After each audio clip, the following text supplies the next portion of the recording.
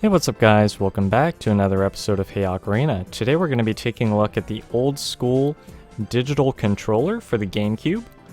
So right off the bat, one thing you're going to notice about this controller is it bears a striking resemblance to one that you may recognize, and that's the Hori Pad, which is basically a GameCube controller that was meant for either 2D games, like 2D fighting games, as well as the Game Boy games that you could play via the Game Boy player on the GameCube.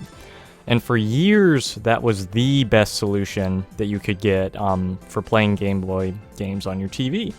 Now, the big issue with that is that they didn't make very many of those. Like, I think it was a bigger thing in Japan, just because the GameCube, I think, did better in Japan than it did in the United States. But as far as the controllers went, the Hori Pad now, if you look at look up prices online, it's gonna go for over $100, generally speaking. And that's just if you're lucky and you can even find one. So yeah, the prices for those are just ridiculous. And for years, people have been basically clamoring for something, that basically aped that design, and maybe even reuse the mold, but at a more affordable price. And that's essentially what Old Skool has done here. Right off the bat, you're going to notice it has a sort of a Super Nintendo vibe, as the original Hori GameCube controller did. So you've got your A button, your B button, X, Y, and Z. That way you can have all the normal functionality of a GameCube controller, because if I recall, the Z button on the Game Boy player affects like settings and stuff. So basically you would need that button, as well as maybe X and Y, in order to access all of the menus and stuff on the Game Boy player. It also has a select button, which obviously the GameCube controller did not have, but this is mostly meant for playing Game Boy games on your TV, so it has all the buttons that you'll need for that. As far as build quality goes, I think that that's the only thing that I really have an issue with, and even then it's a nitpick if anything, and that's that the plastic they use is like sort of cheap. And obviously with a lot of these third-party controllers, they're not going to be using as robust plastic as Nintendo or Hori would have used, so you're going to have that kind of hollow plasticky feel.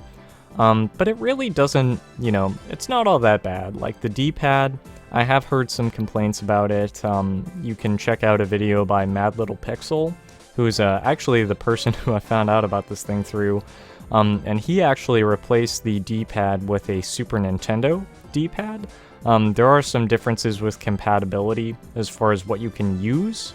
Like there's certain Super Nintendo controllers that have different, I think, membranes, or maybe the size of the D-pad is a little different and it won't fit in one of these. But if you're sensitive to that sort of thing, like the I guess mushiness factor, then maybe you could look into doing something like that.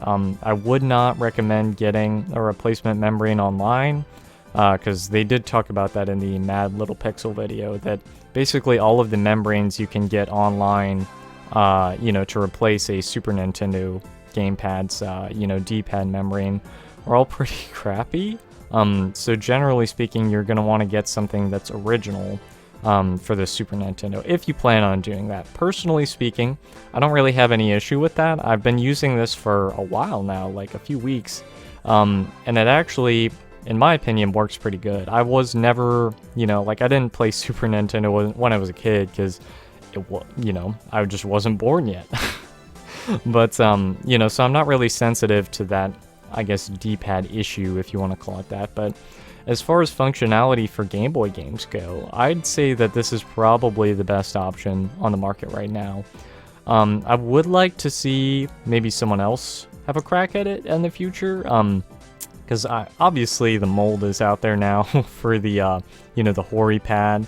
So I would like to see, I don't know, maybe not Hyperkin, but someone else, take a crack at this and see if they can maybe have a little bit better quality plastic, as well as, membranes to please people who are sensitive to that sort of thing. But yeah, overall, I would say definitely pick this up if you enjoy playing Game Boy games on your GameCube, if you have a Game Boy player.